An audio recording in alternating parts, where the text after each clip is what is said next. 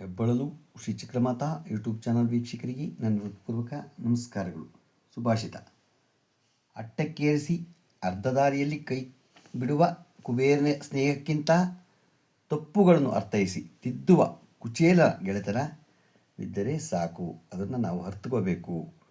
ಇವತ್ತು ಜನ ನೀನೇನೇ ಮಾಡು ಅರ್ಥಕೊಳ್ಳಲ್ಲ. ಯಾಕೆಂದರೆ ಸುಳ್ಳು, ಮೋಸ, ತಗಲೂಪಿ ಮಾಡೋರ ಜೊತೆನೇ ಸೇರ್ತಾರೆ ಬಿಟ್ಟರೆ ಒಳ್ಳೆ ಮಾತು ಹೇಳೋರ ಜೊತೆ ಹಾಗೆ ಇರಲ್ಲ. ಅದನ್ನು ನೀವು ಅರ್ಥಕೊಂಡಾಗ ನಿಮ್ಗೆ ಯಾವಾಗ ಗೊತ್ತಾಗತ್ತೆ ಅಂದರೆ ಕೊನೆಯಲ್ಲಿ ಗೊತ್ತಾಗತ್ತೆ. ಈಗ ಅರ್ಥ ಆಗಲ್ಲ, ತಿಳ್ಕೊಳ್ಳಿ. ಇವತ್ತು ನಾವು ಜನಮೇಜಯನ ಯಾಗದ ಬಗ್ಗೆ ತಿಳ್ಕೊಳ್ಳೋಣ. ಸರ್ಪವನ್ನು ಕಂಡಾಗ ಹಿರಿಯರು ಅಸ್ತಿಕ ಎಂದು ಪಠಿಸುತ್ತಾರೆ. ಅದಕ್ಕೆ ಹಾಗೆ ಮಾಡುತ್ತಾರೆ. ಯಾರು ಈ ಆಸ್ತಿಕ ಸರ್ಪಗಳಿಗೂ ಇವರಿಗೂ ಏನು ಸಂಬಂಧ? ಜನಮೇಜಯ ಯಾಗ ನಡೆಸಿ ಸರ್ಪಸಂತತಿಯನ್ನು ನಾಶ ಮಾಡಲು ಹೊರಟ. ಕುರುಕ್ಷೇತ್ರ ಯುದ್ಧ ಮುಗಿದು ಕೆಲವು ವರ್ಷಗಳ ಕಾಲ ರಾಜ್ಯಾಡಳಿತ ನಡೆಸಿದ ಪಾಂಡವನು ಸಶರೀರ ಸ್ವರ್ಗಾರೋಹಣಕ್ಕೆ ತೆರಳಿದರು. ಅವರ ನಂತರ ಅಭಿಮನ್ಯು ಉತ್ತರೆಯರ ಮಗ ಪರೀಕ್ಷಿತ ಹಸ್ತಿನಾವತಿಯನು ಅರಸನಾದ.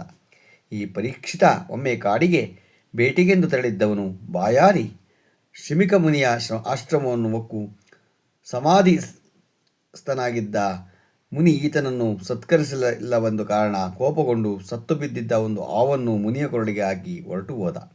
ನಂತರ ಅಲ್ಲಿಗೆ ಬಂದ ಮುನಿಪುತ್ರ ಶೃಂಗಿ ಕ್ರೋಧವಶನಾಗಿ ನಮ್ಮ ತಂದೆಯ ಕೊರಳಿಗೆ ಸತ್ತ ಹಾವನ್ನು ಹಾಕಿ ಅಪಮಾನ ಮಾಡಿದವನು ಇನ್ನು 7 ದಿನಗಳೊಳಗೆ ಸರ್ಪದ ಕಡಿತದಿಂದ ಸಾಯಲಿ ಎಂದು ಶಪಿಸಿದ.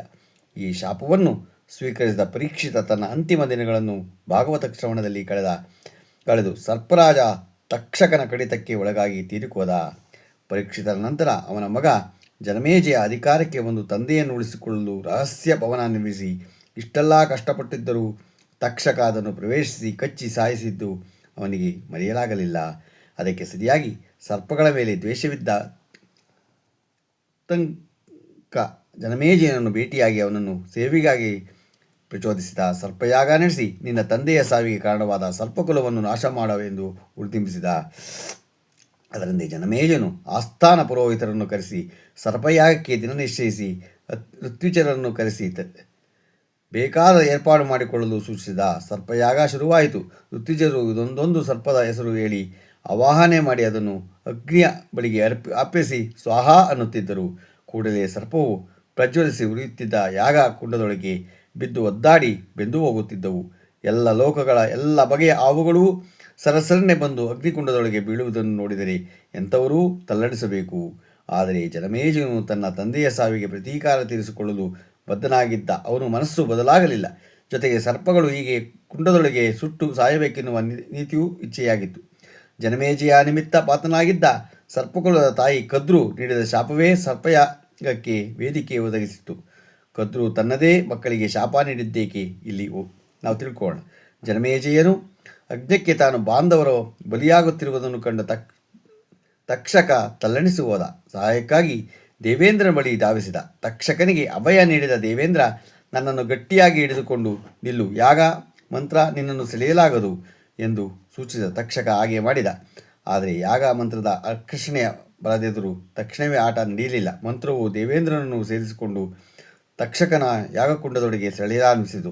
ಇದನ್ನು ಕಂಡು ಭೀತರಾದ ವಾಸುಕಿ ಮೊದಲಾದ ಅಳಿದುಳಿದ ಸರ್ಪಗಳು ತಮ್ಮ ಕುಲಕ್ಕೆ ಹೊರಗಿನವಾದ ಸೋದರಳಿಯ ಆಸ್ತಿಕ ಋಷಿಯ ಬಳಿ ಹೋದರು.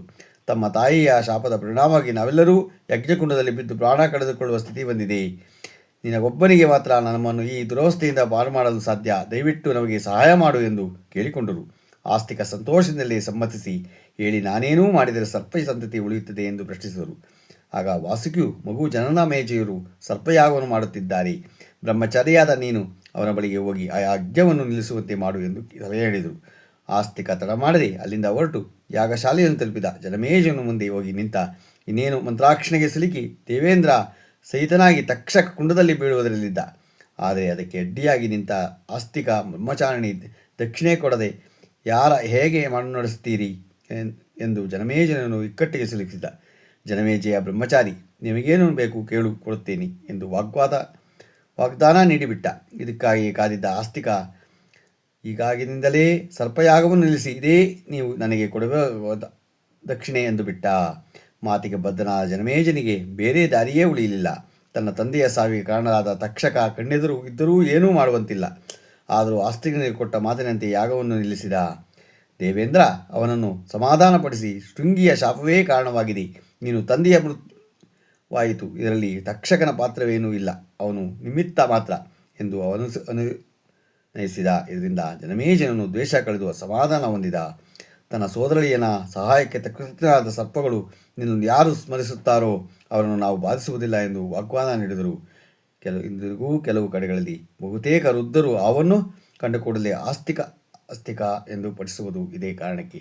ಆಸ್ತಿಕನನ್ನು ಸ್ಮರಿಸಿದರೆ ಸರ್ಪ ತೊಂದರೆ ಕೊಡದೆ ಹೊರಟು ಹೋಗುತ್ತದೆ. ಅವನಿಗೆ ನಮಗೆ ನಂಬಿಕೆ. ಗೊತ್ತಾಯ್ತಾ? ಇದನ್ನೆಲ್ಲ ನಾವು ತಿಳ್ಕೋಬೇಕು. ನಾವು ಇವನ್ನೆಲ್ಲ ಏನಕ್ಕೆ ಅಂದರೆ ನಮ್ಮ ಹಿಂದೂ ಧರ್ಮ ಮುಗಿಸ್ಬೇಕಾದ್ರೆ ನಾವು ಏನೇನು ನಡೆದಿದೆ ಹಿಂದೆ ಕಥೆಗಳನ್ನೆಲ್ಲ ನಾವು ತಿಳ್ಕೋಬೇಕು. ಇವತ್ತು ದಿನ ಪಂಚಾಂಗವನ್ನು ತಿಳ್ಕೊಳ್ಳೋಣ.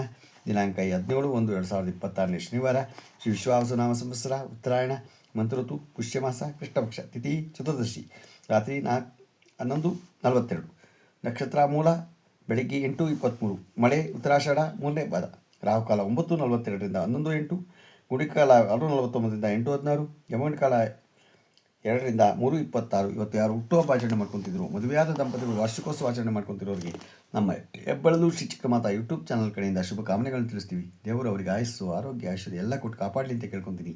ನಮ್ಮ ಹೆಬ್ಬಳಲು ಶ್ರೀ ಚಿಕ್ಕಮಾತಾ ಯೂಟ್ಯೂಬ್ ಚಾನಲ್ ಯಾರು ಸಬ್ಸ್ಕ್ರೈಬ್ ಆಗಲು ದಯಮಾಡಿ ಸಬ್ಸ್ಕ್ರೈಬ್ ಆಗಿ, ಲೈಕ್ ಕೊಡಿ. ಇದು ನಿಮ್ಮದೇ ಚಾನಲ್ ಆಗಿರೋದ್ರಿಂದ ನಮ್ಮ ಲಿಂಕನ್ನು ಬೇರೆ ಗ್ರೂಪ್ಗಳಿಗೆ ಫಾರ್ವರ್ಡ್ ಮಾಡಿ. ನಮಸ್ಕಾರಗಳು.